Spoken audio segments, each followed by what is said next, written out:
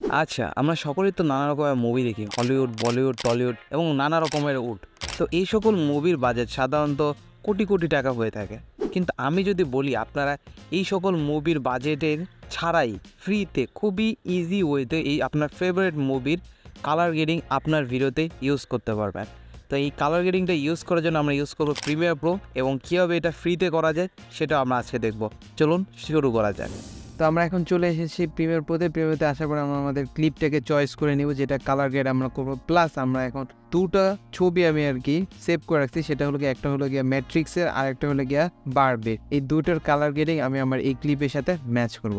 তো এটা করার জন্য আমাদের প্রথমে চলে যাবো আমরা উইন্ডোজে যেয়ে আমরা লিউমেট্রি কালার এই প্যানেলটা অন করে নিব। যাদের অন আছে তারা তো ডাইরেক্ট করতেই পারবেন। তো এই যে থেকে আমরা চলে যাব কালার ওয়েলস অ্যান্ড ম্যাচে। তো এই জায়গায় যে আমাদের কম্প্যারিজন একটা ভিউ আছে, যেটাতে আমরা ক্লিক করব।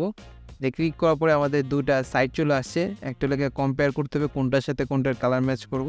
তো এই জায়গায় আমাদের ম্যাট্রিক্সের কালারটা চলে আসছে। তো এটা আমরা ঘুরাইলে আমার ক্লিপটা দেখলে বুঝতে পারবেন। তো এই জায়গায় আমরা ঘুরাইয়া ম্যাট্রিক্সের কালারটা নিয়ে আসলাম। এই জায়গায় জাস্ট আমাদের অ্যাপ্লাই করতে হবে অ্যাপ্লাই ম্যাচ।